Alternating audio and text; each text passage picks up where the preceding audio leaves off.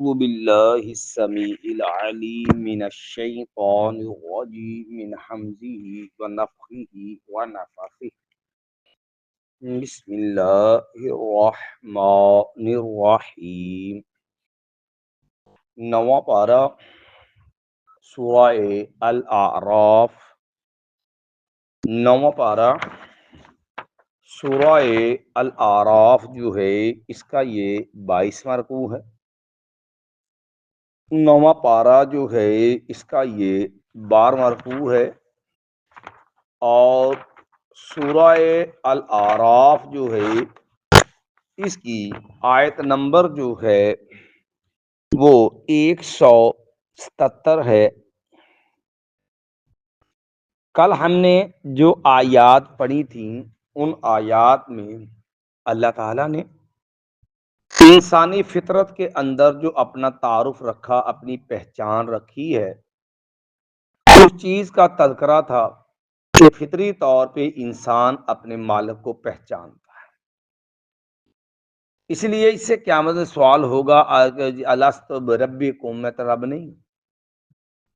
یعنی اللہ نے یہ عہد لیا تھا اس سے، اور اس کے بعد اس عہد کی حکمت بیان ہوئی کہ اللہ نے یہ عہد کیوں لیا تھا۔ پہلے دو وجہ سے، تاکہ آدمی کے پاس کوئی عذر بہانہ نہ رہے کہ مجھے تو پتہ ہی نہیں اللہ کون ہے، یا میں کس لیے دنیا میں آیا ہوں۔ یا تم یہ کہہ دو کہ ہمارے باپ دادا جو ہے ہمیں تو پتہ ہی نہیں تھا کہ یا اللہ کو جو ہے تیری بندگی بات کرنی ہے، ہمیں تو پتہ ہے، ہم تو بے خبر تھے۔ یا تم یہ کہہ دو کہ چونکہ ہم جس گھر میں پیدا ہوئے، جس ماحول میں پیدا ہوئے، وہ تو تھا شرک والا، تو ہم نے تو وہی کچھ کرنا تھا جو اپنے بڑوں کو دیکھا، ہمیں کیا پتا تھا کہ حق کیا۔ میں کہ یہ چیزیں تمہارے عذر بہانے ختم کرنے کے لیے ہم نے تمہیں جو تم سے عہد لیا تھا تمہیں دوبارہ یاد بھی کروا دیا، نبیوں کے ذریعے، رسولوں پیغمبروں کے ذریعے۔ دوسری بات یہ بیان ہوئی تھی کہ دین اسلام پہ دین اس کو سیکھنا، اس کے لیے جو ہے وہ ہر صاحب ایمان پہ فرض ہے۔ جیسے نبی نے فرمایا طالب العلم فریضۃ علی کل مسلم، اتنا دین سیکھنا ہر ایک پہ فرض ہے جو اس کو اللہ، اس کے نبی صلی اللہ علیہ وسلم اور دین کے وہ امور معاملات جس کا اس کو دنیا میں واسطہ پڑتا ہے ان تک اس کو پہچان سمجھ فہم ہو، اتنا دین ہر ایک کے لیے سیکھنا فرض ہے۔ دوسری بات یہ ہے کہ اگر بندہ دین کے حصول کے بعد یا دنیاوی مفاد کے اندر دین سے بیگانہ ہو جاتا ہے تو اس سے بدتر ضلالت کوئی نہیں ہے۔ اس لیے اللہ نے ایسے انسان کی مثال کتے کے ساتھ دی کہ یہ اللہ کے ہاں اتنا برا ہے، کیونکہ کتا جو ہے ہر وقت جس طرح اپنی طبی کمزوری کی وجہ سے زبان نکالی ہوتی، تو گویا کہ دنیا کا لالچی حریص جو دنیا کی خاطر دین سے بیگانہ ہو گیا ہے نا، وہ بھی سمجھو اسی طرح دنیا کے لیے رال ٹپکا کے وہ بھی اس کتے کی مانند ہو گیا۔ فرمایا ساء مثلا قوم الذین کذبوا بآیاتنا، ساء بری ہے، مثلا ساء مثل القوم الذین کذبوا بآیاتنا، وہ لوگ جنہوں نے جٹلا دیا ہماری آیتوں کو، بری ہے ان کی یہ مثال، یعنی ساء برے ہیں، مثلا مثال کے اعتبار سے، مثال کے لحاظ سے دیکھا جائے تو برے ہیں وہ لوگ القوم الذین، وہ لوگ کذبوا بآیاتنا، جنہوں نے ہماری آیتوں کو جھٹلایا۔ تو بری، اس سے بری مثال ہے کیا؟ یعنی ہمارے آج 14 صدیوں بعد بھی کتا کوئی معزز جانور نہیں ہے، بلکہ گالی ہے ایک سیدھی، اردو ہو پنجابی ہو، یہ لفظ بطور گالی استعمال ہوتا ہے، پتہ کہ عربوں کے ہاں بھی یہ کوئی معزز لفظ یا لقب نہیں ہے۔ اور نبی علیہ السلام نے احادیث میں بھی بطور بری مثال جس جانور کا انتخاب کیا نا، وہ آپ نے کتا ہی کرا۔ آپ نے مایا العائد فی ہباتہ کالکلب یعود فی قیئہ، تحفہ دینے کے بعد جو اپنا تحفہ واپس لیتا ہے وہ کتے کی طرح ہے جو قے کرتا ہے اور پھر اس کو چاٹ لیتا ہے۔ آپ صلی اللہ علیہ وسلم نے ایسے آدمی کو بھی ایک برے گندے یا وہ کریکٹر کا حامل قرار دیا، تو اس کے لیے جس مثال کا انتخاب ہے وہ کیا ہے؟ کتا۔ تو قرآن نے بھی اس کو بری مثال کے لیے تجویز کیا۔ مایا اللہ جو ہے سا مثل القوم الذین کذبوا بآیاتنا، برے ہیں مثال کے لحاظ سے وہ لوگ جنہوں نے جھٹلا دیا ہماری آیتوں کو، وَأَنفُسَهُمْ كَانُوا يَظْلِمُونَ، اور اپنی ہی جانوں پر وہ ظلم کرتے رہے۔ یعنی ان کا یہ کام کرنے کے نتیجے میں ہمارا تو کچھ نہیں گیا، ہمارا تو نہیں کچھ بگاڑنا، انہوں نے نقصان کس کا کیا؟ یہ اپنا نقصان کیا۔ اللہ اپنا مقصد حیات سے غافل ہو کر کے دنیا میں پڑھ کر کے دنیا میں بھی ذلیل ہوئے، آخرت میں بھی ذلیل ہوں گے۔ تو اس لیے انہوں نے جو ظلم زیادتی کی وہ اپنی ہی جانوں پہ ظلم کیا، ہمارا انہوں نے کچھ نہیں بگاڑ۔ میں یہد اللہ، جسے ہدایت دے دے اللہ تعالی، فہو المہتدی، وہی اصل میں ہدایت والا ہے۔ وَمَن یضلل، اور جسے اللہ گمراہ کر دے، فَأُولَئِکَ هُمُ الْخَاسِرُونَ، پس وہی لوگ ہیں جو حقیقی گھاٹا پانے والے۔ اب یہ مسئلہ عقیدے کا ایک سمجھنا تقدیر کا مسئلہ ہے۔ عام بندے بعد جو لا علمی میں اعتراض کر دیتے، جب اللہ ہی ہدایت دیتا، اللہ ہی گمراہ کرتا، ساڈا کی قصور ہوا پھر؟ یاد رکھیے، اللہ تعالیٰ کا ہدایت دینا اور اللہ تعالیٰ کا گمراہ کرنا، اس سے بعض لوگوں کو غلطی لگی کہ شاید انسان بھی اختیار ہے اور مجبور ہے، لہذا اس کا اپنا اختیار ہی نہیں۔ اس بنا پر کئی لوگوں نے تقدیر کے اوپر غلط انداز میں ایمان کا دعویٰ کر کے بندے کو کہہ دیا کہ بندہ مجبور ہے، لہذا اس کا کوئی قصور نہیں، یہ جنت میں جانا تو جانا ہی جانا ہے، گمراہ ہونا تو ہونا ہی ہونا، ساڈا کی قصور ہے، لہذا کوئی عمل کا فائدہ نہیں۔ بعض وہ ہیں جنہوں نے سرے سے تقدیر کا انکار کر دیا کہ نہیں، کوئی شے نہیں اللہ کے علم میں لکھی ہوئی، بس جو بندہ کرتا جائے گا سو لکھا جاتا رہے گا۔ یہ دو انتہائیں یاد رکھیے، اللہ نے ہر چیز لکھ رکھی ہے، اس میں کوئی شک نہیں۔ اللہ رب العالمین نے قرآن میں کہا ہے کہ ہم نے ہر چیز آسمان و زمین میں 50,000 سے پہلے قلم پیدا کیا، اسے حکم دیا اکتب ما ہوا قائم۔ نمبر 2، یہ تقدیر اللہ کا علم ہے، انسان مجبور نہیں ہے، اللہ کی مخلوق ہے، اللہ کو پتا ہے کہ اس نے کرنا کیا ہے، اچھا کام کرنا یہ غلط۔ اللہ نے جو لکھا ہے اپنے علم کے مطابق لکھا ہے، اور اللہ کے علم میں کسی قسم کا نقص، کمی اور جھول نہیں ہے۔ دوسری بات جو سمجھنے والی ہے کہ اللہ نے اپنے محض لکھے پر کسی کو سزا نہیں دی۔ آپ قرآن کا اسلوب انداز دیکھیں گے نا، اللہ نے اگر جنتیوں کو جنت دی نا، اللہ کو پتہ جنت میں جانا، اللہ نے لکھا کہ جنتی کون ہے، جنمی کون، وہ اللہ کا علم ہے، لیکن بندے کو یہ بھی سمجھا دے ادخلوا الجنت بما کنتم تعملون، تم جنت میں چلے جاؤ کس وجہ سے؟ جرم عمل کرتے تھے۔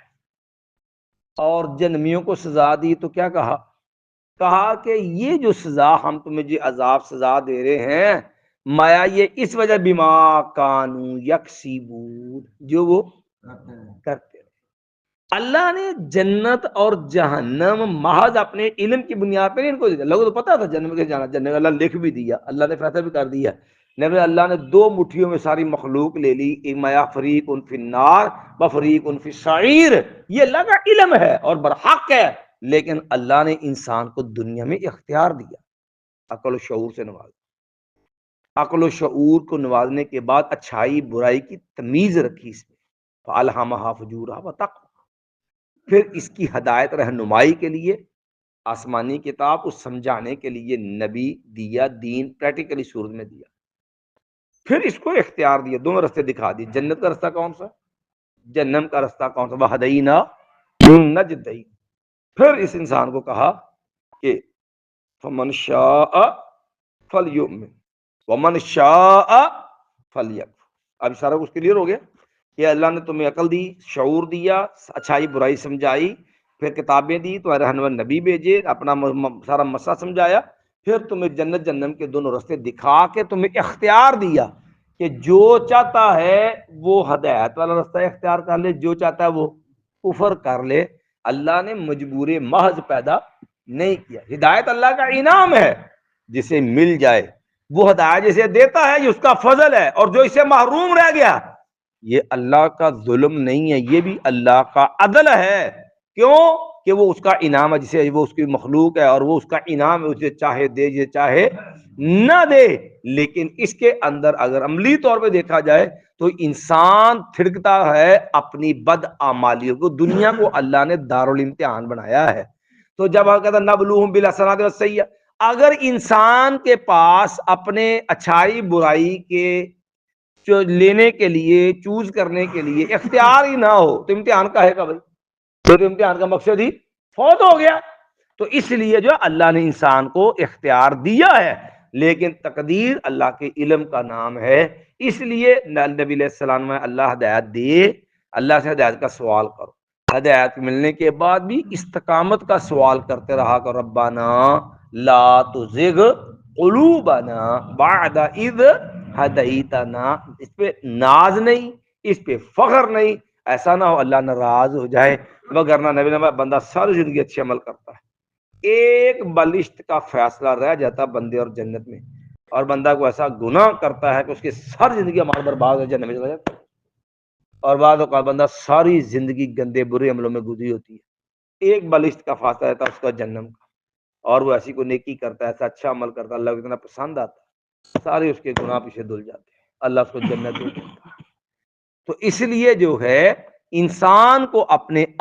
ذات ناز کی بجائے اللہ سے ہدایت کی دعا، اس پہ استقامت جو ہے وہ اختیار کرنی چاہیے۔ اس لیے نماز میں بھی ہے، ہر کام میں ہدایت رہنمائی اللہ، اہدنا الصراط المستقیم۔ اسی نبی ہر خطبے میں یہ کلمہ پڑھتے ہیں، من یہدہ اللہ فلا مضل لہ ومن یضلل فلا ہادی لہ۔ جسے اللہ گمراہ کر دے اسی کو ہدایت نہیں دے سکتا، اور جسے اللہ ہدایت دے دے اسی کو گمراہ نہیں کر سکتا۔ من یہد اللہ فہو المہتدی، جسے اللہ ہدایت دے دے وہی اصل ہدایت یافتہ ہے، ومن یضلل، اور جسے وہ گمراہ کر دے، فاولئک هم الخاسرون، بس وہی لوگ جو ہے اصل میں گھاٹا پانے والے، وہی حقیقی خسارے والے ہیں۔ وَلَقَدْ ذَرَأْنَا لِجَهَنَّمَ كَثِيرًا مِنَ الْجِنِّ وَالْإِنسِ، وَلَقَدْ، اور یقیناً، بلا شبہ، ذرأنا، ہم نے پیدا کیے ہیں،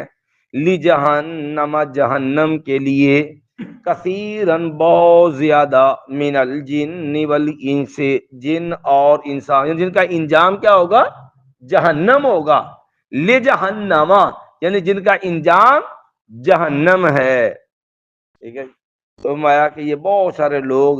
جو آخر کار جہنم میں جانے ہیں اس کے لیے پیدا ہوئے،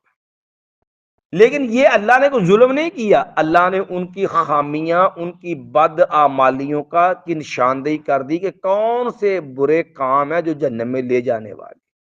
کہ اللہ نے ان کو صلاحیتیں ساری دی تھی، دیکھنے کی، سننے کی، سمجھنے کی، لیکن انہوں نے ان صلاحیتوں سے فائدہ ہی نہیں اٹھایا، تو وہ اصل میں جہنم گئے ہیں تو اپنی بد اعمالیوں سے، ٹھیک ہے۔ تو مایا لہم قلوب، ان کے لیے ایسے دل ہیں، لا یفقہون بہا، نہیں وہ سمجھتے ہیں ان کے ساتھ، جن کے ساتھ وہ سمجھتے نہیں۔ عام طور پر جو ہے عام دیکھا جائے تو کہتے ہیں دماغ جو ہے نا، سوچ سمجھ کا تعلق دماغ سے ہوتا ہے، لیکن قرآن میں جہاں بھی پڑھیں گے تو اس چیز کو اللہ نے دل کے ساتھ رکھا ہے۔ یاد رکھیے دل ہی وہ مرکزی نقطہ ہے جس کے ساتھ انسان کا دماغ چلتا ہے، بلکہ اہل علم نے بھی قرآن مجید میں دو لفظ استعمال ہوئے ہیں نا، قلوب پورے دل کو کہتے ہیں، لیکن اس کا جو بلائی حصہ ہوتا ہے، جس کا بڑا دماغ سے گہرا تعلق ہوتا ہے، اور وہ ہوتا ہے افئدہ۔ قرآن مجید میں فؤاد کہتے ہیں نا دل کو، فؤاد کی جمع ہے افئدہ، یہ جو دل کا اوپر والا حصہ ہوتا ہے، بلائی حصہ ہوتا ہے نا، اس کو افئدہ کہتے ہیں۔ اور یہ دماغ کے ساتھ ایسا گہرا مربوط ہوتا ہے جس کے ساتھ انسان کے سمجھنے اور سوچنے کی صلاحیت کا تعلق ہوتا ہے۔ مایا لہم قلوب لا یفقہون بہا، نہیں ہے ان کے لیے، لہم ان کے لیے قلوب ایسے دل ہیں، لا یفقہون بہا نہیں وہ سمجھتے اس کے ساتھ۔ یہاں اللہ نے تین نعمتیں ذکر کی ہیں، غور کیجئے گا، اور اللہ نے قرآن میں یہ تین جگہ مختلف جگہ پر ان چیزوں کو دہرایا۔ مایا ولہم اعین، اور ان کے لیے ایسی آنکھیں، ان کے لیے آنکھیں ہیں، لا یبصرون بہا نہیں وہ دیکھتے ان کے ساتھ، وَلَهُمْ اور ان کے لیے آذان کان ہیں، لا یسمعون بہا نہیں وہ سنتے ان کے ساتھ، کان، آنکھیں اور دل۔ اور اللہ نے سبحانہ ان السمع والبصر والفؤاد کل اولئک کان عنہ، کل کان مسئولا، ہم نے انسان کو کان دیے، آنکھیں دی اور دل دیا، اور کل اولئک کان عنہ مسئولا، اور قیامت والے دن جہاں پورے سماج کا معاملہ کا حساب ہونا ہے، لیکن بالخصوص آنکھوں کا الگ سوال ہونا ہے، کانوں کے بارے میں الگ سوال ہونا ہے، اور دل و دماغ کے بارے میں الگ۔ کیا دیکھا، کیا سنا، اور یہ آنکھوں کی صلاحیتیں کہاں صرف کی، کانوں کی صلاحیتیں کہاں پہ لگائیں، اور دل و دماغ کی جو ہے جو مرکز تھا سوچ سمجھ فہم کا، وہ تمہاری صلاحیتیں کہاں پہ صرف ہوئی، تینوں کا سوال ہونا۔ اور جن کی یہ صلاحیتیں جو ہیں وہ حق کے راستے میں کامیاب ہو گئیں، ان کے لیے اللہ نے کیا بولا کہ لوگوں یوم لا ینفع مال ولا بنون الا من اتى اللہ بقلب سلیم، کہ قیامت میں مال کام نہیں ہونا، جو پتر کام نہیں ہونے، سلامتی والا دل، صحیح درست دل جڑا نا وہ کام ہونا، جو ہے قلب منیب، بقلب منیب، ایسا دل جو اللہ کی طرف رجوع کرنے والا۔ تو اس لیے یہ چونکہ دل ایمان کا مرکز ہے نا،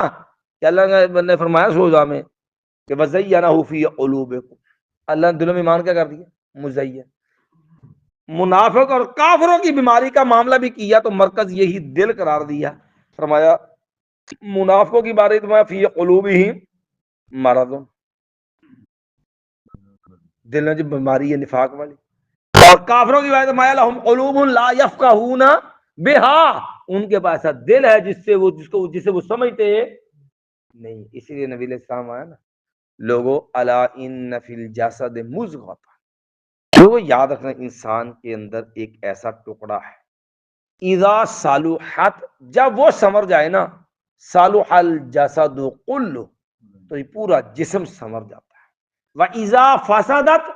اور جب یہ بگڑ جائے، فسد الجسد کلہ پورے کا پورا انسان کا جسم جب وہ برباد ہو جاتا ہے۔ اور وہ ایک ٹکڑا جس کے اوپر اس کی اصلاح اور خرابی کا دار و مدار ہے، الا وہی القلب، اور وہ ہے انسان کا دل۔ اور کتنی شاندار دعائیں سکھائی نبی علیہ السلام اس کا دل کے لیے، اللہم آت نفسی تقواہا وزکیہا، اس طرح اللہم طہر قلبی من النفاق، رب تقبل توبتی واغسل حوبتی واجب دعوتی وسدد لسانی واہد قلبی، اللہ میرے دل کو ہدایت والا بنا دے، واہد قلبی، اللہ میرے دل کو ہدایت والا بنا دے، اللہم طہر قلبی من النفاق، اللہ میرے دل کو منافقت، کھوٹا پن جو ہوتا نا، اللہ ان برائیوں سے میرے دل کو پاک کر دینا، میرے دل میں ایسی کو علائش بھی نہ ہو۔ تو اس لیے دل کے سدھار کے لیے، کیونکہ میری آپ کی اصلاح اور بے بربادی کا مرکز وہ دل ہے، تو اس لیے اس کی استقامت کے لیے جہاں کوشش وہاں ساتھ اس کے لیے دعا، اور دعاؤں میں ساری دعائیں، خاص کا جو قرآنی دعائیں، ربنا لا تزغ قلوبنا، اللہ دلوں کو ٹیڑھا، اچھا دل ٹیڑھا ہوتا کیسے ہے، اللہ نے قرآن میں یہ بھی سمجھا دیا ہے، یاد کر ہم قلوب لا یفقہون بہا، اللہ نے یہ بھی سمجھا دیا کہ دل ٹیڑھے کیسے ہوتے ہیں، بگڑتے کیسے ہیں۔ آپ سورۃ جمعہ پڑھیں نا، سورۃ جمعہ میں اللہ نے یہودیوں کا ذکر کیا، تو اللہ نے فلما زاغوا ازاغ اللہ قلوبہم، جب وہ خود ٹیڑے ہو گئے نا، ازاغ اللہ قلوبہم، اللہ ان کے دل بھی ٹیڑے کر دیے. یعنی انسان کی غلط جو ہے سوچ، غلط کردار اور غلط رستے کا انتخاب، سادہ لوگ کہہ رہے بد عمالیاں، یہ انسان کے دل کو برباد کر. قرآن نے بھی یہی سمجھایا نا فلما زاغوا، جب وہ ٹیڑے ہو گئے تو اللہ دل بھی کیا کر دیے، ٹیڑے کر دیے. جیسے رسول اللہ صلی اللہ علیہ وسلم نے فرمایا نا، بندہ گناہ کرتا نقطت علی قلبہ نقطۃ سودا، اس پہ ایک سیاہ نقطہ لگ جاتا ہے. فَإِن تَابَ وَاسْتَغْفَرَ، اور اگر بندہ اللہ سے معافی مانگے، توبہ کرے، استغفار کرے، سُعِلَ قَلْبُهُ، تو اس کا دل نکڑ ہو جاتا ہے، چمک اڑتا ہے. اچھا وَإِلَّا، اور اگر گناہ کرنے کے بعد یہ شرمندہ نہیں، توبہ نہیں، معافی نہیں، تو ایک کے بعد دوسرا، دوسرے کے بعد تیسرا، میں حتی تعلو علی قلبہ، وہ سیاہی، وہ کالک، وہ انسان کے دل پہ چھا جاتی ہے. اور نبی بھائی یہ وہی کالک ہے جسے اللہ نے قرآن میں زنگ کہا نا، کلا بل ران علی قلوبہم ما کانوا یکسبون، یہ دلوں کے اوپر جو میل ہے نا، زنگ ہے، یہ اسی چیز کا نتیجہ جو وہ کرتوت کرتے رہے، ان کی بد عمالیوں کا نتیجہ. تو دل کے بگاڑ کے اسباب قرآن نے بیان کیے ہوئے ہیں کہ یہ انسان کے گناہ، بد عمالیاں، انسان کا جو ہے دین سے دوری، یہ انسان سے ان نیکیوں کو دور کر دیتا ہے. اس لیے انسان جو گناہ میں بڑھتا جائے گا نا، نماز میں لذت مزہ ختم، نماز کی طرف دلچسپی ختم، قرآن کی طرف دلچسپی ختم، اور نماز میں جو ہے وہ آدمی کا جی نہیں لگے، مسجد کی طرف آنے کو دل نہیں کرے گا. وہ نتیجہ کیا ہوتا ہے؟ وہ دل کے اوپر برائی والے جراثیم جو ہیں وہ بڑھ جاتے ہیں، اور بندہ توبہ استغفار کرے، اپنے آپ پہ جو ہے جبر کر اللہ سے دعا کرے، اہتمام کرے. جب دل نکل ہو جاتا نا، تو پھر نماز پڑھنے میں مزہ بھی آتا ہے، پھر ذکر کرنے میں لذت بھی آتی، پھر اللہ کے طرف دھیان اور توجہ بھی بنتی ہے. تو اس لیے آپ اگر گناہ میں لتھیڑیں گے تو پھر نیکی والا جو نیکی قبول کرنے والی صلاحیتیں وہ ماند پڑ جائیں. آپ دل کی صفائی ستھرائی کا اہتمام رکھیں گے، دل کو جو ہے وہ ایمان کی جلا بخشیں گے، تلاوت کریں گے، اذکار، تو یاد رکھیے اس کے اندر نیکی کا جذبہ، شوق بڑھ جائے گا. گناہ والی جو صلاحیتیں ہوں گی وہ ماند پڑ جائیں گی، گناہ سے اس میں نفرت پیدا ہو.